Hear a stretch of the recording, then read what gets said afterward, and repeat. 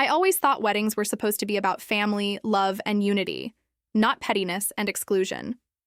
But my sister proved me wrong in a way I will never forget. When she announced she was getting married, I was genuinely happy for her. We'd had our differences over the years, sure, but I still imagined standing beside her as she walked into this new chapter of her life. My daughter, Mia, was just as excited. She's 17, responsible, and more mature than some adults. I know. She had already picked out a dress and even offered to help with the reception setup. Then, out of nowhere, my sister called me one afternoon and said, in this cold, rehearsed tone, "About the wedding. Mia can't come, she's too young." I thought it was a joke at first. Too young? She's months away from being an adult. This wasn't some wild bachelor party. It was a formal wedding at a country club. I laughed, waiting for her to explain, but she didn't. She doubled down, saying there would be alcohol, inappropriate jokes, and an adult atmosphere. And she didn't want to be responsible for a minor's comfort. I reminded her that plenty of cousins younger than Mia had attended family weddings before, but apparently this was different. The more she talked, the more I realized this wasn't about Mia's age at all. This was about control. She didn't like that Mia had grown into her own person, confident, outspoken, and unwilling to suck up to her the way other relatives did. My sister has always thrived on being the center of attention, and Mia's presence with her natural charm would have competed with that. I could feel my face heating as she kept talking, listing excuse after excuse. I asked point blank, "Is this really about her being 17, or is it about you wanting all the spotlight?" That's when she snapped, "This is my wedding. If you can't respect my rules, don't come." Something in me shifted in that moment. It wasn't just the insult to my daughter. It was years of small digs, subtle power plays, and her constant need to make everything about her. I calmly told her I'd think about it, and hung up. That night, Mia cried in her room, clutching the dress she'd been so excited to wear. I sat with her and promised that she hadn't done anything wrong. And in my head, I made a decision.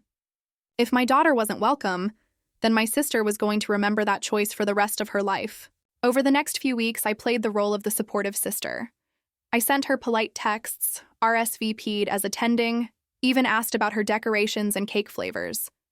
She had no idea I was already planning something. Not cruel, but unforgettable. I wasn't going to yell or cause a drunken scene. No, I was going to end her party in a way that would make her wish she'd handled things differently from the start. By the time the big day rolled around, everything was in place, and all I had to do was smile, show up, and wait for the right moment. The ceremony itself was picture perfect, at least on the surface.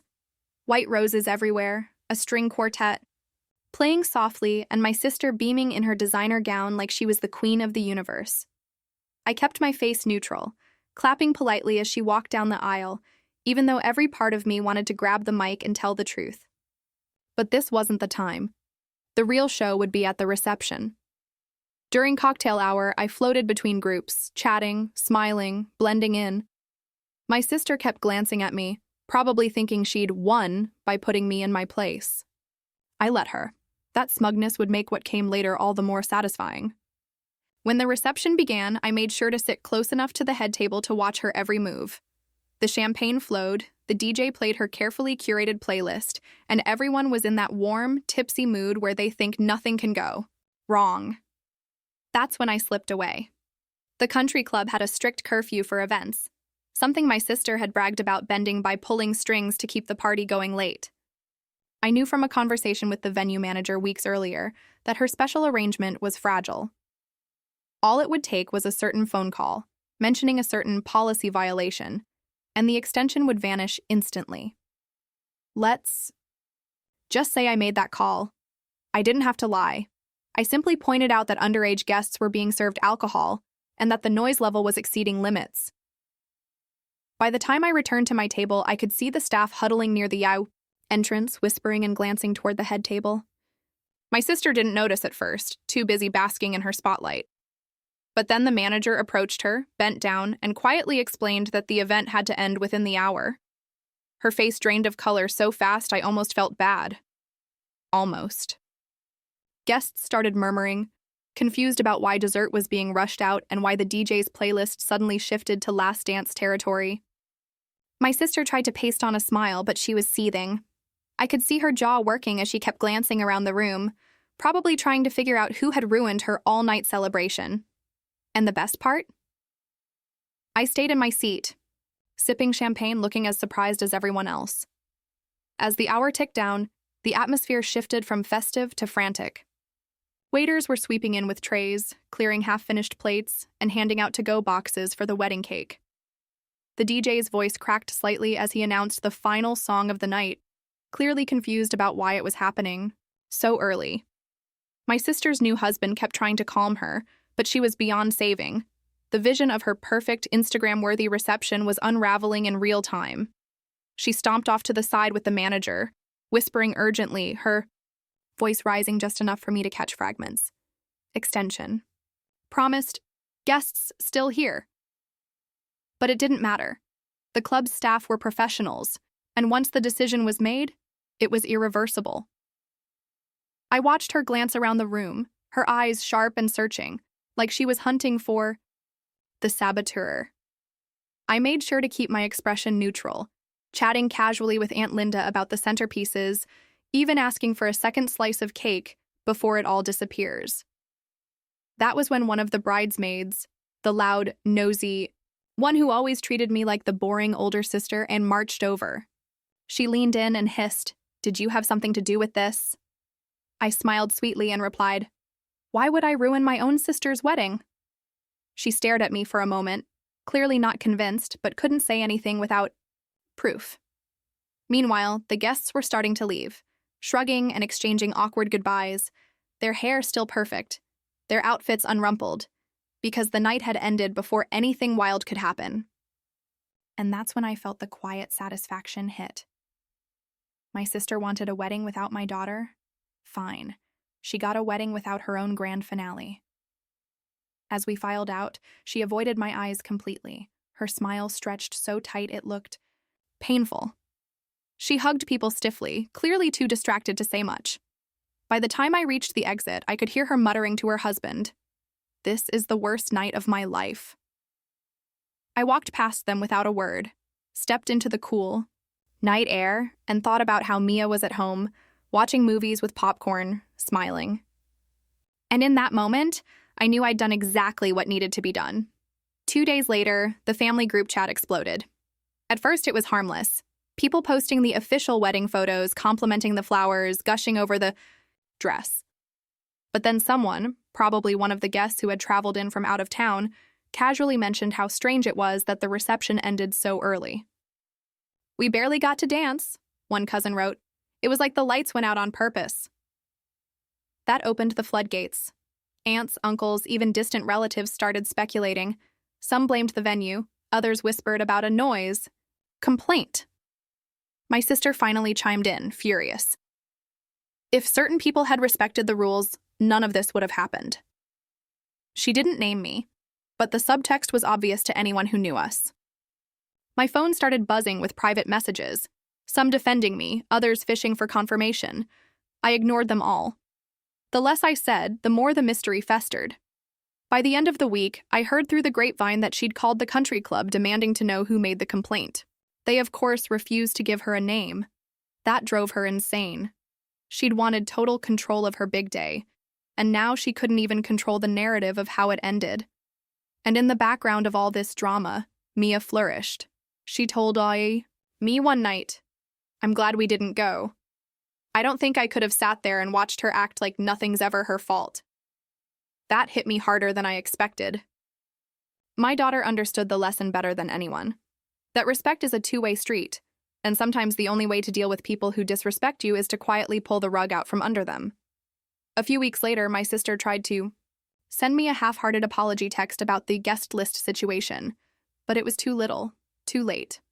I never confirmed or denied anything about the wedding's abrupt ending. And the beauty of it? She'll never stop wondering if I was the one who ended the party she thought would be perfect. A month later, my sister was still bringing it up to anyone who would listen. At a family barbecue, she launched into her tragic wedding story again, spinning it like she was the helpless victim of cruel fate. I stood there, tongs in hand, turning the burgers while she painted a picture of being blindsided and humiliated in front of all her guests. A few people gave her sympathetic nods, but others, well, I caught the sideways glances. They were tired of hearing it. My uncle finally cut in, saying, "Maybe it's karma. I heard you banned your own niece for no good reason." She froze for a split second, then forced a laugh. It wasn't personal, it was just rules. Mia, who was sitting on the patio steps with a soda, rolled her eyes so hard I thought they'd get stuck. I didn't jump in. I didn't need to. The seed had already been planted, and every time she brought up the early shutdown, she watered it herself. What she didn't realize was that the story had spread beyond family. Friends of friends knew. People from her gym had heard something weird happened, and it had become this quiet little stain on her perfect bride image. And the best part?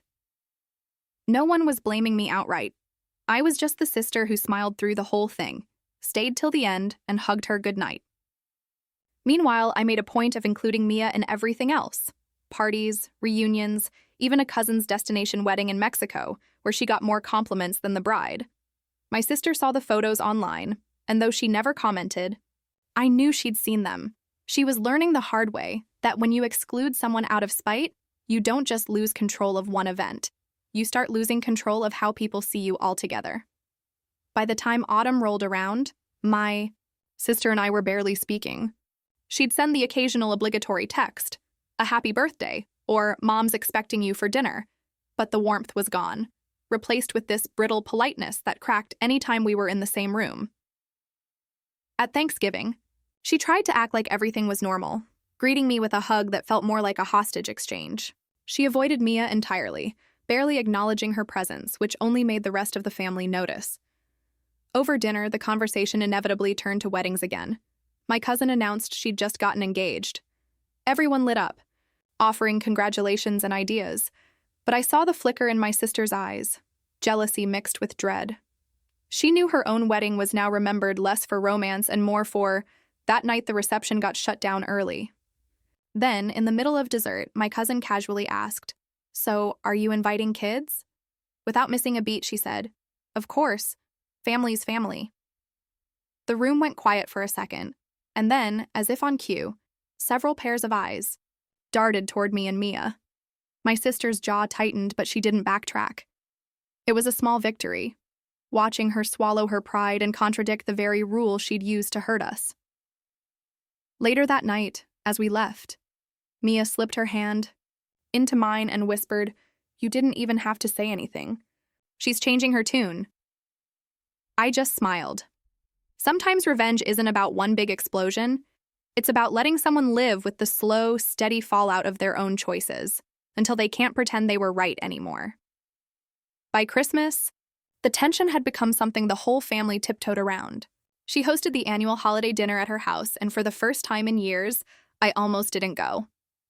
But Mia wanted to see her cousins, so we showed up, on time, dressed well, carrying the nicest bottle of wine we could find. The second we walked in, I could feel her bristle. She greeted us politely, but her eyes lingered on Mia's elegant red dress and perfectly done hair, and I knew she hated how grown-up and self-assured my daughter looked. All night, she kept trying to steer conversations away from us, inserting herself into every group we joined. But the more she tried, the more people seemed to drift toward Mia, asking about her college applications, complimenting her on a volunteer project she'd been working on. I didn't have to lift a finger. My daughter was outshining her without even trying. Then came the moment that sealed it. One of her husband's friends, clearly unaware of the history, turned to Mia and said, "I wish I'd met you at the wedding. You would have made the dance floor more fun." The room went uncomfortably silent. My sister's smile faltered, and she quickly changed the subject, but the damage was done. The reminder was there, fresh and sharp, in front of half the table. On the drive home, Mia laughed and said, "I almost feel bad for her." I told her not to, because sometimes the best revenge is simply living well enough that the person who tried to diminish you can't stand to look. And every holiday, every gathering, every family photo we're both in, she's reminded of that night she thought she'd cut my daughter out of the picture. and ended up cutting her own celebration short instead. By spring, it was clear my sister had stopped trying to win me over. Instead, she'd settled into this quiet resentment, the kind where every interaction was laced with fake cheer. At a baby shower for one of our cousins, she made a big show of greeting everyone. But when it came to me and Mia, she gave the briefest nod, like we were distant acquaintances. I didn't rise to it. I just kept smiling, talking with relatives, and letting her stew. The best part was that her too young excuse from the wedding had completely backfired. Everyone in the family now saw Mia as poised, kind, and respectful, while my sister's reputation had quietly shifted from the perfect hostess to the one who caused drama at her own wedding. People no longer told the story in a way that spared her. They told it like it was a bizarre choice she'd made out of spite. I even overheard one aunt whisper to another, "You know, she's still obsessed with figuring out who called the venue." The irony? I'd never actually confirmed it to anyone, and the mystery kept her spinning in circles. She wanted control more than anything, but the one thing she couldn't control was what people remembered, or how they remembered it. And every time she tried to defend herself, she just reminded everyone of the night she lost.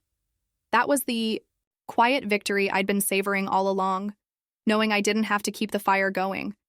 She was fanning the flames all by herself. By the time summer rolled around, the whole wedding incident had taken on a life of its own, a half-whispered family legend that refused to die. We'd be at birthday parties, barbecues, even casual Sunday brunches, and somehow it would come up again. Sometimes it was a joke. Better make sure the music stops early. Sometimes it was an awkward question from someone outside the loop. Wait, why did they shut it down so soon? No matter how it surfaced, it always left my sister visibly tense, her laugh just a little too loud, her explanations just a little too defensive. I'd gotten to the point where I didn't even need to contribute. I just sat back, listened, and let the memory do the work for me. It was at our mother's birthday party that things reached a breaking point. The whole extended family was there, plus a few of my sister's in-laws. Mom had insisted on a big dinner at her house, with speeches and stories after the cake. Somewhere between coffee refills, one of the in-laws, a sweet, oblivious woman who clearly didn't know the landmines, said, "Oh, I heard there was some drama at your wedding. What happened?" The table went dead silent. My sister's fork froze midair. Then, in a tone so sugary it could rot your teeth, she said, "Oh, just a silly misunderstanding, nothing worth repeating." But that wasn't enough for the in-law. She pressed, and I swear you could feel the collective curiosity in the room spike. My sister's face flushed red, and she shot me a look. Not the accusatory glare she'd given before, but something closer to pleading. That was the moment I realized she was exhausted by the whole thing. And yet, she'd brought it on. Herself. If she'd just treated Mia like family from the start, none of this would have happened. Later, as people milled around saying their goodbyes, she cornered me in the hallway. "I don't know what you think you accomplished," she hissed, her voice low but shaking. I met her gaze and said, "I didn't have to accomplish anything. You did it all yourself." She stared at me, lips parted like she wanted to fire back, but nothing came. She just turned and walked away. Driving home that night, Mia looked out the window and said, "She's never going to forget, is she?" I told her no, not because of what I did, but because my sister will never be able to separate her perfect wedding from the one choice that ruined it for her. And maybe that's the best kind of revenge, the kind that plants itself in someone's memory so deeply that they keep reliving it over and over without you ever having to lift another finger. It was almost a full year later when I finally understood just how deep the wound had gone. I was at the grocery store flipping through avocados when I spotted one of my sister's old coworkers heading my way. We exchanged small talk, and then almost casually she said, "You know, she still brings up that wedding, like it happened yesterday." I laughed, a soft, genuine laugh that wasn't for show. "Does she?" I asked, pretending to be surprised. The woman nodded. "She says it was the worst night of her life." And there it was, proof that my sister hadn't moved on, that she was still holding on to the sting of her own choices. I walked out of that store with my head high, a paper bag under my arm, and a lightness in my chest I hadn't felt in years. Because here's the thing.